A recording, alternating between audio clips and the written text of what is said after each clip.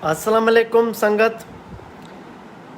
उम्मीद त सब दोस्त खैर खैरियत सां हूंदा ऐं धणी दर दुआ आहे त अल्लाह पाक समूरी सिंध खे ऐं पूरे मुल्क पाकिस्तान खे ऐं पाकिस्तान में रहंदड़ आवाम खे जेको आहे न कोरोना जहिड़े मूज़ी मर्ज़ खां बचाए पंहिंजे हिफ़्ज़ अमान में रखे।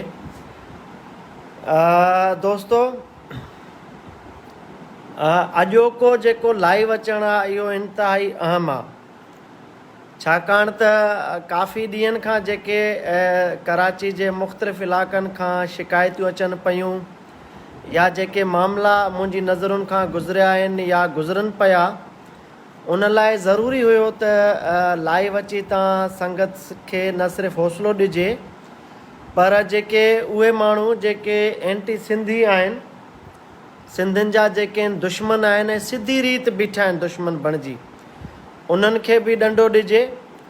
गॾोगॾु घण रुखिया जेके चैलेंजिस आहिनि सिंधी क़ौम जे लाइ सिंध जी दिलि कराची में, उहे बि डिस्कस कजनि, उन्हनि जो हल डिस्कस कजे ऐं पाण में मिसाली ॿधी जे लाइ जेको आहे सिंधी माण्हुनि खे दावत ॾिजे त बाबा कराची जा वारिस असां सिंधी आहियूं ऐं जॾहिं सिंध जी दिलि कराची जी ॻाल्हि थिए थी त तव्हां यूनाइट हुजो, याने मुतहद हुजो।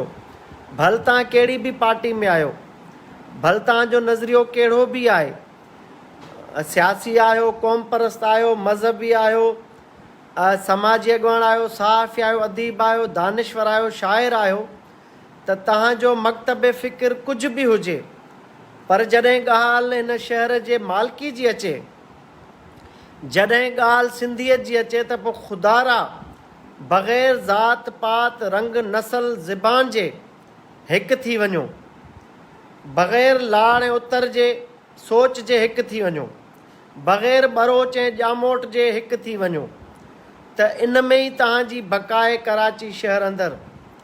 न त हिन महिल ताईं असां सिर्फ़ु विञायो आहे शहर में अची, हिन महिल ताईं असां मुख़्तलिफ़ माण्हुनि जी अखियुनि जा कंडा बणियल आहियूं, हिन महिल ताईं असांजो नौजवान जेको आहे शहर कराची में मुख़्तलिफ़ चैलेंजिस खे मुंहुं पियो ॾिए पियो। त इहे समूरा मामला हाणे जेको थियो सो थियो, हाणे ही सोशल मीडिया जो दौरु आहे, ही शऊर बेदारी जो दौरु आहे। हिते हाणे कंहिं ऐसे छो की इहा ताक़त न आहे त कंहिं नौजवान सिंधी खे कूड़े केस में बंदि करे उनजी हयाती विञाए, न, इहो न थियणु ॾींदासूं।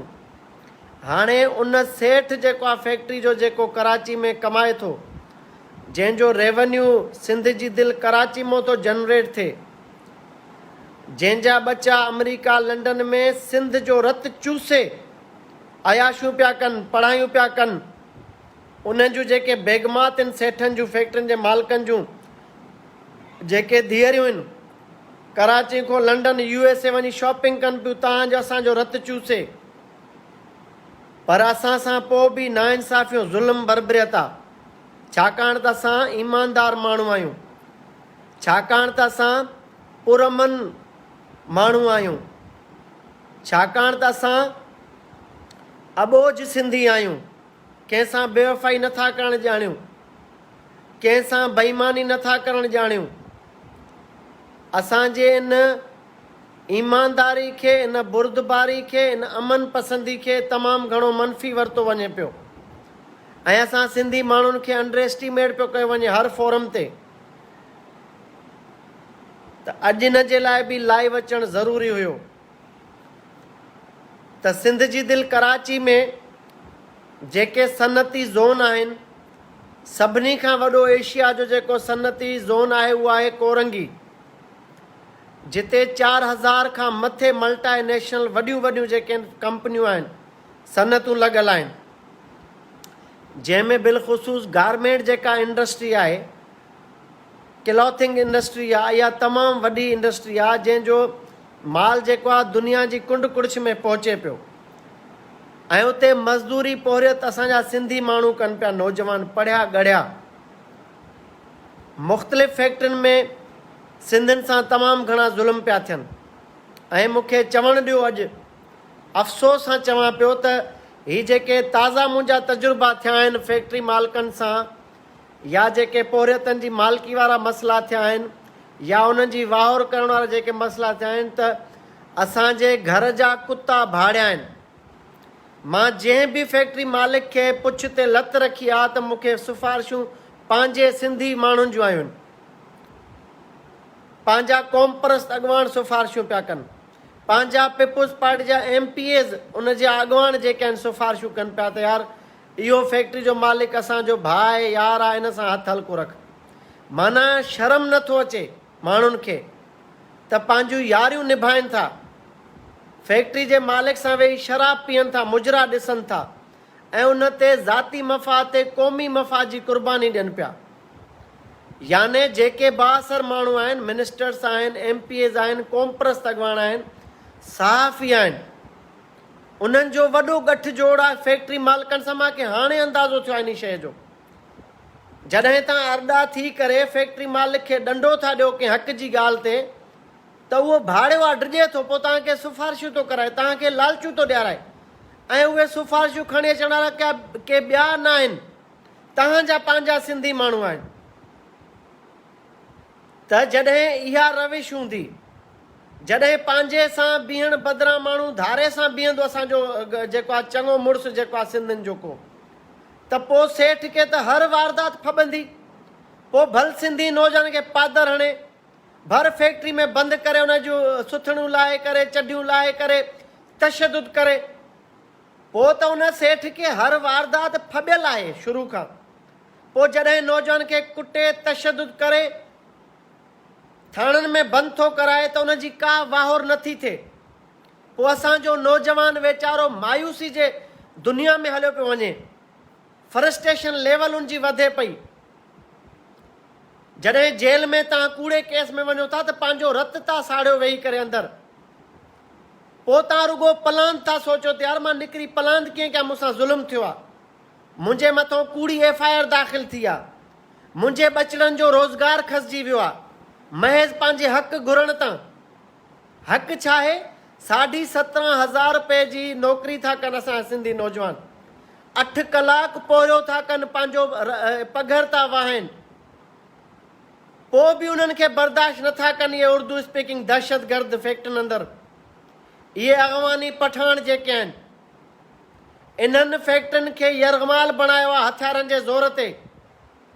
वॾी वॾी सणबी सीटनि ते हथियार ॾेखारे मालिकनि खे ब्लैकमेल करे इहे गुंडा वेठा आहिनि, ऐं जॾहिं उहे अहम उहिदनि ते अचनि था त पोइ पंहिंजनि खे भर्ती कराइनि था, सिंधियुनि खे नेकाली ॾियाराइनि था, छाकाणि त सिंधियुनि जी मालिकी न आहे। सिंध सरकार जा मिनिस्टर सेठनि जा यार आहिनि, फैक्ट्री वारनि जा। असांजा क़ौम परस्त अॻवान सेठनि जा वंगारी आहिनि, वाठा आहिनि। असांजा घण घुरिया जिन जी अलाह सां इज़त कई आहे, उहे सेठनि सां गॾु हम प्याला लॻा पिया आहिनि, त हिन ग़रीब माण्हुनि जी केरु वाहौर कंदो? ही कंहिंजे दर धाईंदा वञी, ही कंहिंजे आॾो वञी पंहिंजी फरियाद कंदा त असां सां ज़ुल्म आहे। मायूस थी चुका आहिनि माण्हू। ही मूंखे ताज़ो तजुर्बो थियो आहे कराची में, जॾहिं को मां सरगर्म थियो आहियां माण्हुनि जे मसइलनि जे हल जे लाइ। अहिड़ियूं अहिड़ियूं शयूं थियूं साम्हूं अचनि, यार दिलि थो रोए। पोइ जॾहिं ॾंडो थो खणां, जॾहिं मां मालिक खे ॾंडो थो ॾियां फैक्ट्री जे खे, पोइ वरी असांजा माण्हू अची घरनि ते वेही था रहनि, त यार ख़ुदा जे वास्ते हथु हल्को रख। मुश्ताक सरकी चैलेंज थो करे, मुश्ताक सरकी जंहिं बि सिंध जे मामले में हथु विधो आहे, कहिड़ो बि मामिलो हुजे, चैलेंज थो कयां अॼु हिकु दफ़ो ॿीहर त मां हिकिड़े टके पैसे जो फ़ाइदो वठणु माउ भेण जी बड़वत थो सम्झां।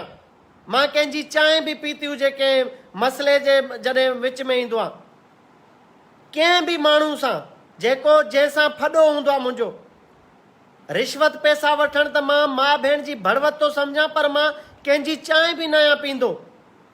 ऐं जॾहिं तव्हां किरदार जा साफ़ आहियो, जॾहिं अखियूं अखियुनि में मिलाए ॻाल्हायो था, त पोइ तव्हां खां फैक्ट्री जो सेठ हुजे, यूनिवर्सिटी जी VC हुजे, कातिल रहीम शाह हुजे, या पुलिस जो SSP हुजे, तव्हां खां डिॼे थो, तव्हां खां ख़ौफ़ज़दा थो थिए, तव्हांजी बहादुरी खां, तव्हांजी दिलेरी खां, तव्हांजे किरदार खां।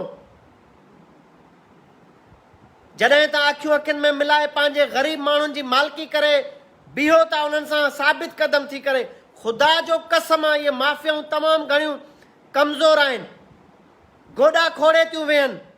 मुंहिंजा ज़ाती तजुर्बा थिया आहिनि, उहे मज़दूर फैक्ट्रियुनि जा गवाह अथव।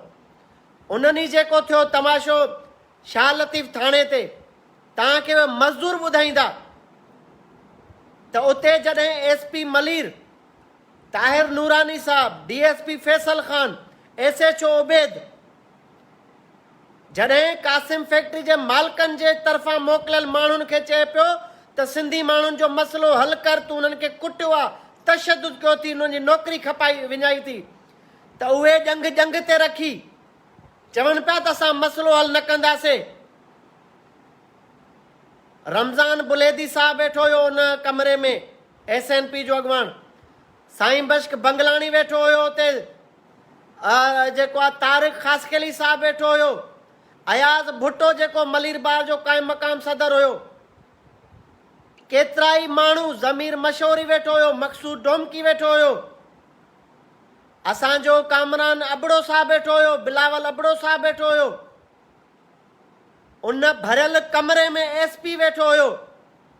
त मां उन फैक्ट्री जे मालिकनि, जेके कासिम गारमेंट जा मालिक जा माण्हू मोकिलियल हुया, मुश्ताक हुयो उन में हिकिड़ो अॻूणो DSR हुयो रेंजर्स जो, राणा निसार।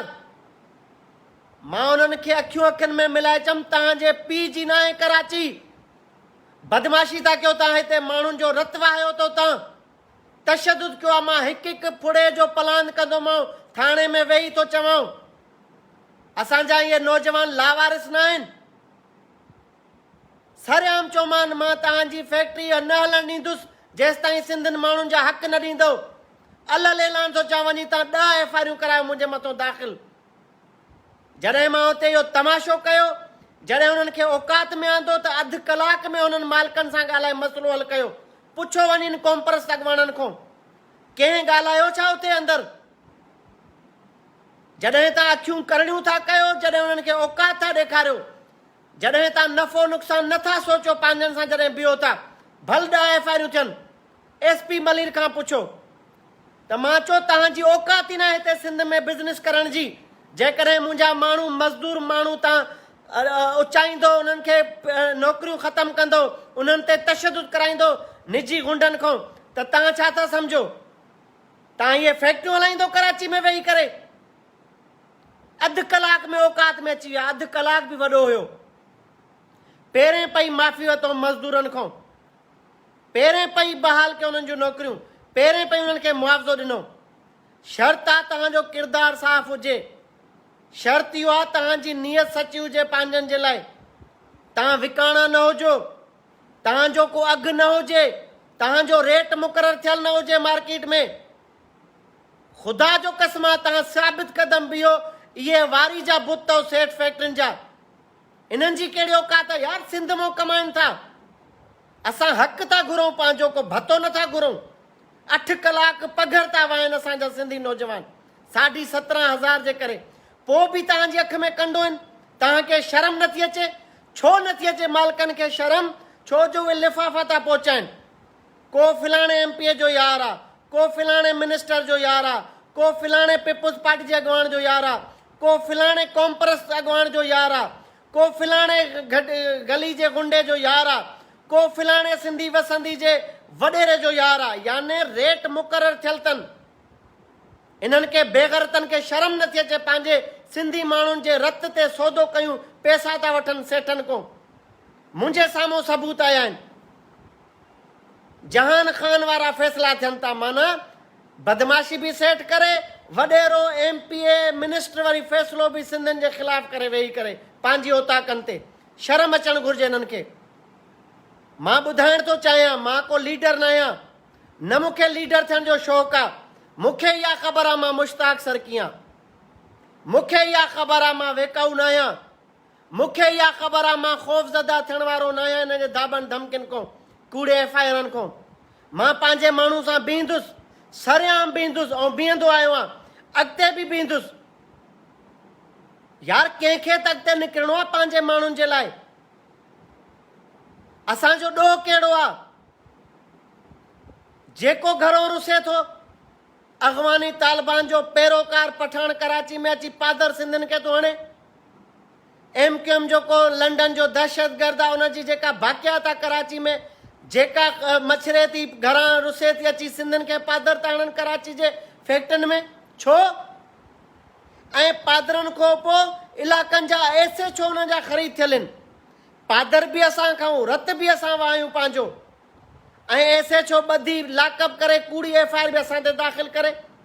यार असांजो IG साहिबु सिंधी आहे, एडिशनल IG सिंधी आहे, मुख़्तलिफ़ ज़िलनि जा SSP सिंधी आहिनि, कई करप्ट ऐसे छो सिंधी आहिनि? उन्हनि खे शर्म नथी अचे? इंसाफ़ कयो, मनसब ते वेठा आहियो यार। तव्हां भल मनसब ते सिंधी न हुजो, इंसाफ़ कयो। तव्हांखे ॾिसणो आहे न मनसब ते जेके पंजाबी वेठा आहिनि, पठान वेठा आहिनि, कश्मीरी वेठा आहिनि, ॿियूं ॿोलियूं ॻाल्हाईंदड़नि मां सिखो त कीअं पंहिंजनि जी मालिकी कनि था, पंहिंजे उहिदनि जो इस्तेमालु पंहिंजे ग़रीबनि जे लाइ कीअं कनि था, उन्हनि खां सिखो। तव्हां त असां सिंधियुनि जी जाइज़ मदद बि नथा कयो, वॾनि उहिदनि ते वेठा आहियो अखियूं बंदि करे। इहा क़ौम परस्ती न आहे, इहो तव्हांजो फ़र्ज़ु आहे, तव्हांजो मनसब आहे तव्हां वटि। जेकॾहिं मूंसां सिंधी मज़लूम, मां मज़लूम सिंधी आहियां ऐं मुंहिंजो SSP सिंधी आहे, त मूंखे हुनखे ट्रीट करिणो आहे। इहो न सोचे त क़ौम परस्ती आहे। तव्हां वटि अख़्तियार आहे, मां मज़लूम आहियां, मुंहिंजी तव्हांखे मदद करणी आहे, मां फैक्ट्री में मज़दूरी थो कयां त। बाक़ी इहे ड्रामा न कयो, में सिंधी न, इहो ज़ोरी सिंधी न ॻाल्हाईंदा इहे वॾनि उहिदनि ते वेठल। डिॼनि था ख़ौफ़ज़दा आहिनि यार, तव्हांखे पोस्टिंग वेंदी छा थींदो? पुछे न गुलाम नबी मेमण साहिबु उन ऐसे छोको त छो थो तूं मज़दूरनि ते कूड़ी FIR दाख़िल करें कंहिं सेठ जे चवण ते? 2 ऐसे छा मुअतल कर मेरिट ते? मेमण साहिबु, तोखे अलाह साईं मनसब उहिदो ॾिनो आहे, इंसाफ़ कर। 2 ऐसे छो मुअतल कर मेरिट ते? त बाबा तूं नाजाइज़ FIR छो दाख़िल कई कंहिं सिंधियुनि ते? कसूर इहो आहे त वीचारा सिंधी आहिनि, धरती जा वारिस आहिनि, इहो कसूर आहे? को वापसि को पुछे ई नथो। मुज़ाहिरा थियनि था, धरना थियनि था, रोड ब्लॉक थियनि था, को ऑफिसर नथो पुछे त बाबा तव्हांजी ॻणती कहिड़ी आहे, तव्हांजो मसइलो कहिड़ो आहे? नथा, अखियूं बंदि करे वेठा आहिनि। पोइ माण्हू बाग़ी थियनि था, पोइ भंजड्रा कनि था, को जॾहिं नथो ॿुधे कंहिंजी, पोइ इहा अनारकी पखेड़िजे पई। त इन रविश खां असांखे तॾहिं रोके सघिजे थो माण्हुनि खे जॾहिं तव्हां सां इंसाफ़ थिए। थाणे ते SSP DIG एडिशनल IG साहिबु तव्हां सां इंसाफ़ करे।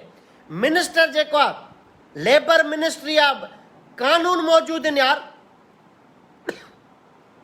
हिन किरोना में SOP जुड़ियल आहे। का बि फैक्ट्री कंहिंखे बग़ैर जवा ॼाणाए बेदख़ल नौकिरी तो नथी करे सघे। कानून मौजूदु आहे, SOP मौजूदु आहे, पर करे केरु उन ते अमल? मिनिस्टरनि खे, MPs खे, अॻवाननि खे लिफ़ाफ़ा थी ॾे कंपनी। पोइ सिंधियुनि जा हक़ विया हिकिड़े लिफ़ाफ़े ते, हिननि जा ज़मीर विकामजी था वञनि। शर्म अचणु घुरिजे हिननि खे। असां हाणे सुजाग थी चुका आहियूं। कल्ह आचर जो ॾींहुं हुयो, मूं वटि 250 खां 300 छोकिरा आया आहिनि मुख़्तलिफ़ फैक्ट्रियुनि जा दाऊं खणी। तव्हां हुननि जा फ़रियाद ॿुधो, मां लाइव विहारंदुमि उन्हनि सभिनी खे, त तव्हांजा हाव ॾरी पवंदा यार। कीअं था किचन हलाइनि उहे वीचारा, कीअं था ज़ुल्म बर्दाश्त कनि, कीअं पंहिंजा अखियूं हेठि करे ग़ैरतूं मारे वेठा आहिनि बच्चनि खे पालण जे लाइ। त न यार, चमाटू खाइनि था, तशदुद बर्दाश्त था कनि, त न मतां असांजी नौकिरी वञे। छो? छो जो धारे खे इहे सॼा दामान फबियल आहिनि। असां तव्हांजा माण्हू सिंधियुनि में जेके 2 नंबर भाड़िया आहिनि, उहे सिंधी फैक्ट्रियुनि में वेठा आहिनि, सुठे उहिदनि ते, पंहिंजे माण्हुनि ते फ़रियादी थी करे FIR था कनि। पहिरियों उन्हनि जो घेरो तंग कयो। जेके लख रुपए पघार ते पंहिंजी माना ग़ैरत विकिणनि था, पहिरियों उन्हनि सिंधियुनि जो घेरो तंग कयो, त जेके बेग़ैरत बणिया वेठा आहिनि फैक्ट्रियुनि में, पंहिंजे माण्हुनि ते FIR कनि था। सेठ उन्हनि खे बुछकर ॾेई करे, मूं त उन्हनि खे भाड़ियुनि खे बि चयो आहे त बाबा सेठ जी ख़ुशामद करण सां इज़त न ठहंदी, पंहिंजे माण्हू सां बीहो। फैक्ट्री जो मालिक पंहिंजे मफ़ाद खे ॾिसंदो हमेशह। तव्हां खां कमु वठी पंहिंजनि ते ज़ुल्म कराए तव्हांखे कढी छॾंदो फैक्ट्री मां, पोइ किथे बीठा हूंदो? न सिंधियुनि वटि इज़त हूंदी, न तव्हांखे रोज़गार हूंदो। पर जेकॾहिं सिंधी मज़दूर सां बीहंदव त हमेशह सुरिया रहंदव। ताक़त अथव, ॿधी में ताक़त आहे। हिक ॿिए जा ॿाह ॿेली थियो, मुंहिंजे मथां थोरो नथो करे कोई मज़दूर, न को मां 1500 वठांसि थो, न वरी मुंहिंजो भाउ को फैक्ट्री में आहे, न मुंहिंजो को ज़ाती मफ़ाद आहे, पर मुंहिंजी आहे तबलीग आहे त गॾु थियो, मुतहिद थियो। धारियो कमज़ोर आहे, तव्हां पंहिंजा हक़ घुरो था जाइज़। आईन पाकिस्तान तहत इंसानी हक़नि जे चार्टर मुताबिक़ असांजो बुनियादी इंसानी हक़ आहे रोज़गार, तहफ़ुज़, पाणी, बिजली, सिहत, तालीम। ही शहर असांजो आहे। हिते माण्हुनि खे अलाए छो फबियो आहे। ऐसे छा जेके आहिनि वेही करे फैक्ट्रियुनि में असांजे माण्हुनि खे, मज़दूरनि खे वेठा ब्लैकमेल था कनि, उन्हनि खे घुराए तशदुद था कनि फैक्ट्रियुनि में वेही। 4 ऐसे छा आहिनि, मां लाॻापियल ऑफिसरनि खे उन्हनि जा तफ़सील ॾेई छॾिया आहिनि सबूतनि सां गॾु। अब मैं उर्दू में चीफ ऑफ आर्मी स्टाफ साहब को मुखातिब हूँ, अपील करता हूँ उनसे, और बिलखुसूस कोर कमांडर कराची साहब से और डीजी रेंजर साहब से कि आप ये मेरी बात तवज्जो से सुने सर, कि जो हमारे कौमी इदारे अफवाज पाकिस्तान को बदनाम करने में दिन रात मेहनत कर रहे हैं, जो अपने मफादात को हासिल करने के लिए वो रिटायर फौजी अफसरान हैं। कराची, कोरंगी की जितनी फैक्ट्रियां हैं वहां पर रिटायर मेजर और रिटायर कर्नल बैठे हैं, और वो कोई ओहदों पर इसलिए नहीं बैठे कि वो कोई मेहनत मजदूरी कर रहे हैं, नहीं, वो अपनी साबका पोस्ट यानी जब वो सर्विंग थे वो ओहदा इस्तेमाल करके तड़ियां देकर फैक्ट्री मालकान से वो एडमिन के मैनेजर, जीएम, ये जाहिरी तौर पर ओहदे लेते हैं, फिर ये बदमाशी करते हैं फैक्ट्रियों में, फिर इनका गठजोड़ बना हुआ है क्रिमिनल के साथ, फिर ये फोन करते थाने पर कि भाई मैं मेजर फिला बात कर रहा हूँ, कर्नल फिला बात कर रहा हूँ, बावजूद इसके कि वो रिटायर हैं। उनको अभी ये नई ओहदा इस्तेमाल करना चाहिए। उन्होंने सर्व किया, मुल्क की खिदमत की, उनको सलाम। अब पोस्ट रिटायरमेंट उनकी निजी जिंदगी है। अफवाज पाकिस्तान का, पाक आर्मी का उनसे कोई ताल्लुक नहीं, कोई लेना देना नहीं है। वो फैक्ट्रियों में गरीब मजदूरों को, चाहे वो सिंधी हमारे हों, उर्दू स्पीकिंग हो, पश्तून गरीब हो, बिहारी, बंगाली, जो भी मजदूर है, मजदूर है, उनको तजलील का निशाना बनाते हैं और ये इंप्रेशन देते हैं कि भाई उनके जो जूनियर्स हैं या उनके जो बेटे हैं, भतीजे हैं, वो आर्मी में बैठे, वो रेंजर्स में बैठे, उनके बड़े बड़े ताल्लुकात हैं, और फैक्ट्री से वो 8 लाख तक तनख्वाह ले रहे हैं, कम से कम 8 लाख। डबल डोर गाड़ियां मिली हुई हैं उनको, और काम है उनका बदमाशी करना, पाक आर्मी को बदनाम करना। भाई फिला कर्नल हूं, फिला मेजर हूं, लोगों को मुर्गा बनाते। हम मिनेसिल कौम पाक अफवाज की, पाकिस्तान आर्मी की, पाकिस्तान रेंजर की दिल से इज्जत करते हैं, लेकिन ऐसे लोग जो धब्बा है पाक आर्मी पर, पाक रेंजर्स पर, कि अपने जाती मफादात के लिए फैक्ट्रियों को मोर्चा बना के अफवाज पाकिस्तान को बदनाम करते हैं, लोगों पर तशद्दुद करते हैं, लोगों को बेगुनाह केसों में फिट करवाते हैं, नौजवानों को, और वो बोलते हैं कि भाई हमारे लोग बैठे, कोई मेजर हमारा रेंजर्स में सर्व कर रहा है, कोई कर्नल रेंजर्स में सर्व कर रहा है, उनको उनके नाम इस्तेमाल करके ये लोगों को हरासा कर रहे हैं। मैं ऑन रिकॉर्ड बता रहा हूं, आप जाके सर्वे कराएं अपने इंटेलिजेंस इदारों के जरिए कि 8-8 लाख तनख्वाह सिर्फ ये बदमाशी की ले रहे हैं, लोगों को हरासा कर रहे हैं, फैक्ट्रियों में मजदूरों को, गरीबों को। मैंने मुतल्लिका इदारों को इंफॉर्मेशन व्हाट्सएप कर दिए कि ये जो भी रिटायर मेजर कर्नल है, अब वो नहीं है फौज के, अब वो 2 नंबरियां करते फिर रहे। किसी स्टेट एजेंसी पर जाओ, یہ میجر ریٹائر کرنل بیٹھیں, کسی فیکٹری میں جاؤ یہ بیٹھیں, کسی مارکیٹ میں جاؤ یونینوں میں یہ بیٹھیں, کسی پروجیکٹس فلیٹس میں جاؤ یہ ریٹائر لوگ بیٹھیں, اور یہ تڑیاں دیتے ہیں کہ بھائی ہمارے بیٹے بھتیجے پھپھازاد بچے کوئی ماما تایا سب ہمارے آرمی میں بیٹھے, تڑیاں دیتے ہیں عام غریب لوگوں کو. تو اس پہ پاک آرمی کو بالخصوص کور 5 کو, رینجرز ہیڈ کوارٹر کو آنکھ کھولنی چاہیے کہ یہ بدنامی کا باعث بن رہے ہیں, لوگوں میں نفرت آمیز یہ باتیں کر کے ہمارے ان بڑے معتبر اداروں کو بدنام کر رہے ہیں اور لوگوں میں نفرت پھیلا رہے ہیں. خدا را دو چار کو عبرت کا نشان بنائیں کہ بھائی آپ تو ریٹائر ہیں, آپ کو کس نے کہا, کسی کو فون کر کے کہو کہ میں کرنل فلاں بات کر رہا ہوں, میں فلاں میجر بات کر رہا ہوں. یہ رائٹ نہیں دیا کسی کو کسی نے. ججز ریٹائر ہوتے ہیں, سابق ججز ہوتے ہیں, کبھی وہ نہیں کہتے میں فلاں جج بات کرتا ہوں کر رہا ہوں. تو یہ ہم لوگوں کو بلا وجہ ہراساں کرنے کے لیے عہدوں کا, سابق عہدوں کا ناجائز استعمال کر رہے ہیں. تو میں درخواستیں میں نے آگے فارورڈ کی ہیں, اور میں ان سب کو جو فیکٹریوں میں بیٹھ کے بدماشیاں کر رہے ہیں عام سویلینز کے ساتھ, مزدوروں کے ساتھ, غریبوں کے ساتھ, سیٹھوں کو بلیک میل کر کے 8-8, 10-10 لاکھ سیلریز کے نام پر بھتہ لے رہے وہ, اور ان کا کام یہ کہ اندر تشدد کراؤ. نجی لوگ انہوں نے بٹھائے ہوئے ہتھیاروں کے ساتھ, بڑی مافیا بن چکے ہیں یہ لوگ. ان کو آپ دیکھیں کہ کس طرح یہ بدنامی کا باعث بن رہے ہیں پاک آرمی کے لیے, ہمارے پاک رینجرز کے لیے. ان کو دیکھیں, میں وثوق کے ساتھ کہہ رہا ہوں کہ آپ کو بڑے شواہد ملیں گے, لوگوں کو سنیں جا کے. تو مجھے امید ہے اس طرف نظر کریں گے. آپ کاٹی کے چیئرمین سے ملیں جو کورنگی ٹریڈ اینڈ انڈسٹریز کے چیئرمین ہیں, آپ فیکٹری مالکان سے ملیں کہ ان کو بھی بلیک میل کر کے ان کی فیکٹریوں پہ یہ بیٹھے لوگ, اور اپنے پرائیویٹ انہوں نے لوگ رکھے ہوئے مسلح, لوگوں کو تذلیل کا نشانہ بناتے ہیں.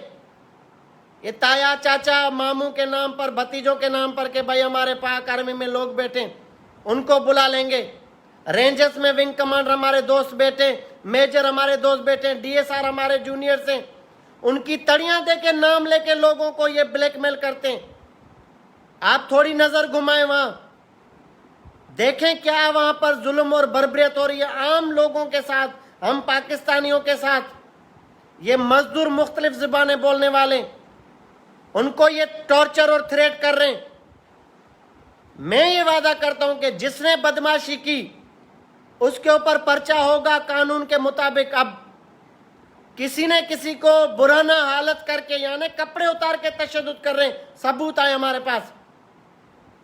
کوئی بھی فیکٹری میں اگر نوجوان حق کی آواز کرتا ہے, بونس کی بات کرتا ہے, برطرفی سے منع کرتا ہے ہمیں نہ نکالو, بے روزگار نہ کرو, ان کو یہ ریٹائر لوگ فیکٹری مالکان کو خوش کرنے کے لیے تذلیل کا نشانہ بناتے ہیں, پھر ایف آئی آر دے دیتے ہیں. آپ کے آئی اے میں جائیں, تھانے میں دیکھیں کتنی ایف آئی آر ہیں, کرمنلز کے خلاف نہیں ہے, مزدوروں کے خلاف ہے.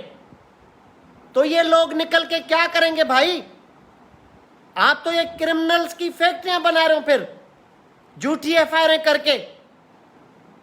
جو بندہ ابھی ہوتا کیا ہے, جو بات کرتا ہے بونس کی, جو بات کرتا ہے حق کی فیکٹریوں میں, جو جائز مطالبہ رکھتا ہے, ان کو تذلیل کا نشانہ تو بناتے ہی ہیں, پھر ان کی نوکری ختم ہو جاتی ہے, پھر ان کے اوپر جھوٹے مقدمے قائم کیے جاتے ہیں. اب میں بتا رہا ہوں عام سادہ الفاظ میں کہ جو وہ وکٹم ہے بیچارہ نوجوان لڑکا جس کی 25 سال عمر ہے, 30 سال عمر ہے, جو شادی شدہ ہے, 2 بچے ہیں ان کے پاس, ایک تو ان کی نوکری گئی, یہ ٹینشن, دوسرا اس کی تذلیل ہوئی, عزت نفس مجروح ہوا, اندر گھٹ رہا ہوتا ہے, وہ خون جلا رہا ہوتا ہے اپنا, تیسرا اس کے اوپر جعلی مقدمہ تھانے میں بنا دیا گیا بھتے کا, مختلف سیکشنز کا, وہ جیل چلا گیا, پیچھے اس کی وائف اکیلی, بچے لاوارث, وکیل کی فیس تک نہیں ہوتی اس کے پاس، کیونکہ وہ 17,500 میں گھر کا کرایہ دے گا، کچن چلائے گا. آپ مجھے بتائیں. تو جب وہ جیل جائے گا 8 مہینے اپنا خون جلائے گا بیٹھ کے جیل میں، 8 مہینے تک اپنے آپ کو جلائے گا. میرے بچے کیسے ہوں گے، میری زوجہ کیسے ہوگی، میرے بوڑھے والدین کیسے ہوں گے. اندر کرمنل کے ساتھ میٹنگ کرے گا جیل میں، نکلے گا شیر پاؤ کالونی سے، ملیر سے، لیاری سے، کسی اور علاقے سے، وہ جا کے 7,000 کٹھے کر کے درے کا، جو پشاور کا کے پی کا درے کا علاقہ ہے، پسٹل لے گا، ٹی ٹی پسٹل کا کراچی میں پسٹل لے گا، 7,000 کا گینگ بنائے گا 4-5 لونڈوں کی، اور وہ اپنا بدلہ معاشرے سے لے گا. اسے ایس ایچ او سے نہیں لے سکتا، اس ریٹائر کرنل میجر سے جو فیکٹری میں بیٹھا ہے اس سے نہیں لے سکتا، لیکن وہ پسٹل اٹھا کے 4 لونڈے پکڑ کے اسٹریٹ کرمنل بنے گا، معاشرے سے بدلہ لے گا اپنا خون جلانے کا. کہ یار میں نے کیا کچھ نہیں، میں تو حق لال سے اپنے بچے پال رہا تھا، مزدوری کر رہا تھا، مجھ سے وہ مزدوری بھی چھین لی گئی، مجھے تذلیل کا بھی نشانہ بنایا گیا، اور میرے اوپر آخر میں مقدمہ ہی بنایا گیا. تو وہ کیا کرے گا؟ ری ایکشن میں یہی کرے گا، اسٹریٹ کرمنل بنے گا. تو خدا را ان چیزوں کو سنجیدگی سے دیکھا جائے. دوسری الارمنگ سچویشن کیا ہے؟ جب یہ لوگ ہزاروں کی تعداد میں بے روزگار ہوتے ہیں فیکٹریوں سے، تو ان کو عالمی ایجنٹ جو راہ کے فنڈنگ پر چلتے ہیں، دیگر جو عالمی ایجنسیاں ہیں پاکستان کے خلاف کام کر رہی ہیں، ان کے جو ایجنٹ باہر بیٹھے امریکہ لنڈن میں، پھر وہ ان کے جو لوگ یہاں بیٹھے ان لوگوں کے اوپر ہاتھ رکھتے ہیں، اور پھر یہ اینٹی پاکستان جو بھی موومنٹس ہڈن چل رہی ہیں چھپی ہوئی، یہ لوگ ان کے لیے استعمال ہوتے ہیں ریونج لینے کے لیے معاشرے سے، کہ بھائی مجھے تو بلا وجہ نکالا گیا، میرے اوپر تو بلا وجہ مقدمہ بنایا گیا، کیوں نہ میں پاکستان مخالفوں سے مل کے اس معاشرے سے میں بدلہ لوں اپنے کیے ہوئے مظالم جو ان کے اوپر ڈھائے جاتے. تو یہ ان کے ہاتھوں میں پھر کھیلنے لگ جاتے. خدا را یہ بچے ہیں، ان کے اوپر ہاتھ رکھیں، یہ باریک بینی سے چیزوں کو دیکھیں، رینڈملی نہ دیکھیں، ان کے کانسیکوینسز دیکھیں کہ نتائج کتنے خطرناک آ رہے ہیں ہمارے سامنے. اور یہ بڑی تعداد میں پھر یہ جا کے ملک دشمنوں کے ہاتھوں میں کھیل رہے ہیں. پھر آپ اور ہم دیکھ رہے ہیں کہ بھائی کس طرح یہ لوگ چھپ چھپ کے ظاہری طور پر مختلف انہوں کے پاکٹس بن چکے ہیں، سلیپر سیلز بن چکے ہیں کراچی میں ان کے. پھر آپ اور ہم دیکھتے رہ جاتے ہیں.